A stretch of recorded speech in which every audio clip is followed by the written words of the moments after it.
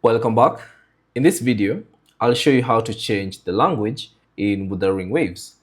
So all you have to do is simply access the settings. So if you're in a game, all you have to do is just pause the game and access this page. And then from here, simply click on the settings icon that appear in the bottom right corner. Select it. And then from here, find the language option. So here it is. So click on that or select that. And then you should see the option language selection. So for me, it's set to English. So click on the drop down arrow that appears next to the option, and then you should see a list of all the available languages. So choose the language you'd like to change to. So if you select French, and you should see the language has been automatically applied. So as you can see, everything else has changed. Now, so that's basically it on how to change the language in Wuthering Waves. Thanks for watching. If you have any questions, leave them down in the comment section below.